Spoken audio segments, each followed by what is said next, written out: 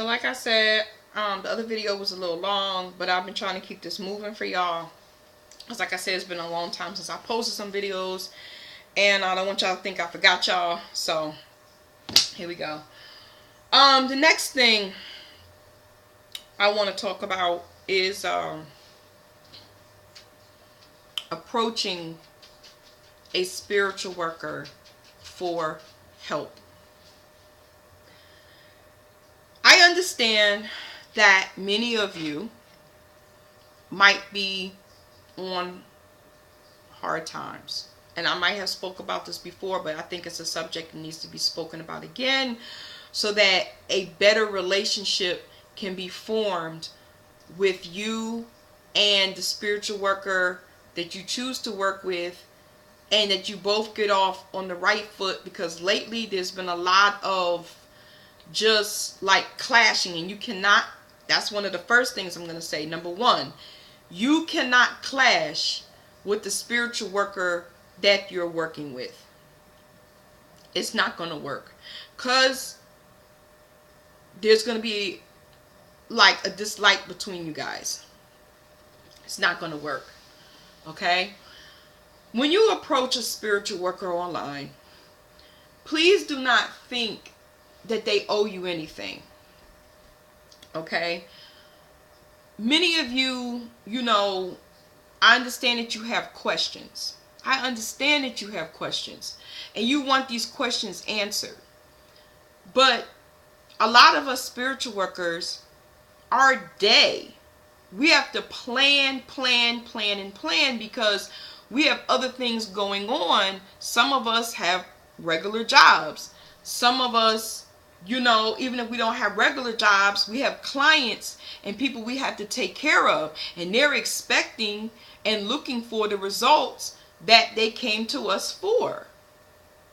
So it's not that we don't want to answer your questions. It's that, sometimes the time is very limited. But if you really want these questions answered, I'm going to tell you, book yourself a consultation. Book some time with that spiritual worker so that you can get the answers answered in a correct form without, and it's showing a form of respect. You just can't call any doctor up that you haven't developed a relationship with and hello, yeah, I just want to ask him questions, because 9 times out of 10 you're probably going to get the gatekeeper, which is their secretary, or you're going to get their secretary. You're just going to get their secretary, and she'll pass the message on. And maybe if they feel like getting back to you soon, get back to you, you probably won't talk to them. You're probably going to talk to their gatekeeper. So the next issue is, I understand that some of you are students. And you want to get into, you want to learn about the Loa or the Orisha or different spirits. Okay.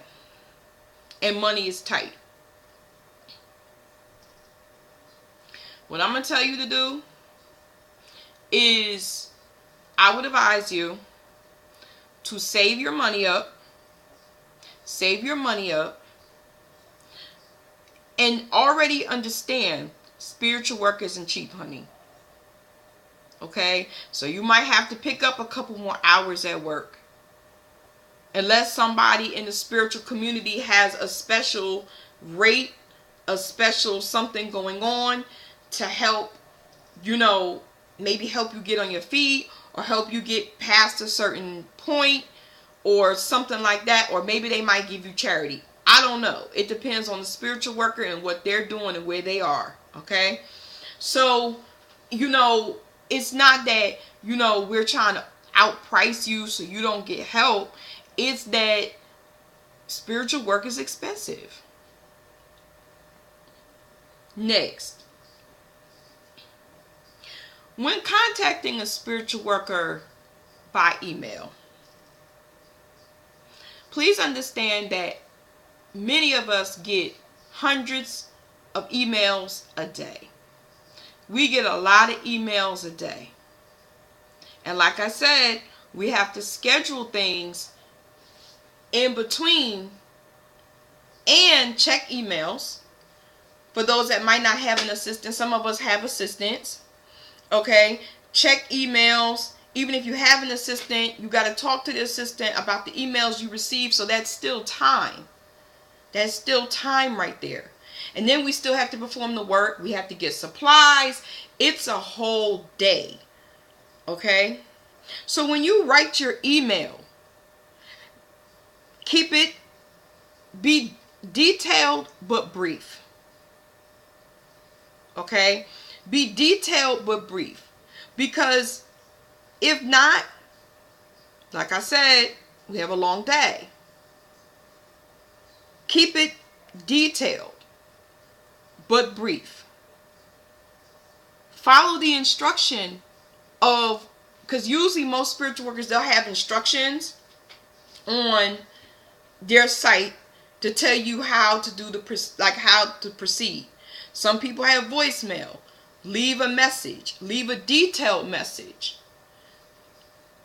Don't be rude. I'll tell you what rude consists of. You see a spiritual worker on Facebook and you just basically start going in on your problem. You don't say hello. You don't say hi. You just start talking about your problem in their private inbox. That's not good. Or you send an email off and the email is basically, do you do love work?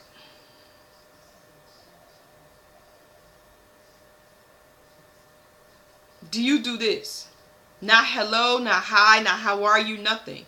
You already stepped off to the wrong foot. I don't know if it's the times we're living in now, but people just have no coof and they're very rude. And you don't want to step off on the wrong foot with your spiritual worker. Because a relationship has to be developed. Next.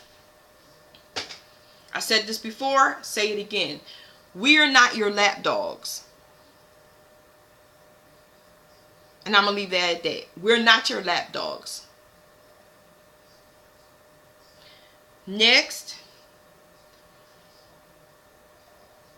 Maybe some spiritual workers do this, and I'm not speaking for them, but I'm speaking for myself and the spiritual workers that I know.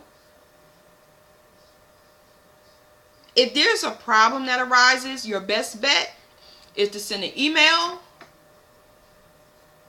follow instructions to the letter, because many times people do not follow instructions, and understand that things are going to not go the way you think they should go. Okay? You're not the one doing the work. You're not the one with the experience. So when you decide, and this is a common thing, and I'm going to talk about it, a person will start getting work done, and because they've been in this problem for however long period of time, they decide to get the work done. They start getting the work done, and then because things are not moving the way they think they should move, they start then they're ready to jump to the next spiritual worker. Or they say they're going to send, you say, oh, I'm going to send the money off to you or whatever. And then a whole bunch of excuses start to pop up and roll out because you just don't want to give the money to for the next step because you feel like this should be happening and it hasn't. Well, let me tell you something, honey. Things don't go the way you think they should go. Things don't go the way that you think they should go. I also received an email. Actually, I received a DM from someone that said, and this is so funny, results first, pay later. Do you go to Kentucky Fried Chicken and eat the chicken first and then pay them? I think not. Do you go in the store and get your groceries first? And trying to tell a spiritual worker how to run their business, you will earn yourself no help.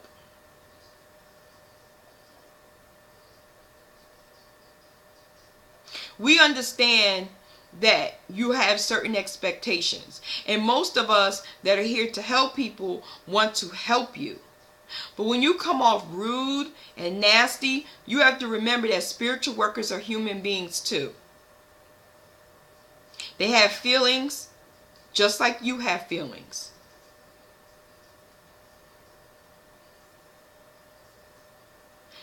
Talk to your spiritual worker. Don't just disappear, start, because the spiritual community is but so big. All right? And then you go to another spiritual worker because you haven't even gave this situation time to work, but you're ready to jump to the next spiritual worker. That's not how things go, honey. That's not how things go. If you've been in a certain situation for a certain amount of time, guess what? It's going to take a certain amount of time for you to get out of said situation. The relationship is about connecting. Many of us have videos. Like I said, I'm not palatable to everybody. I understand that. You might, want to go to MamboSandy or Hungar Hector or whoever. You might want to go to Martha Getty. You might want to go to, other people. Why? Because everybody's personality doesn't flow with everybody. And that's okay. Anyway, I hope this helps you when you're trying to find a spiritual worker for yourself to help you on your spiritual journey. Understand that we're here to help you, but we're not here to be your doormats. So try to develop a good relationship with your spiritual worker so that you can get the results that you want, okay? And the relationship remains a healthy relationship between you and your spiritual worker. All right, this is MamboSandy, and have a good day.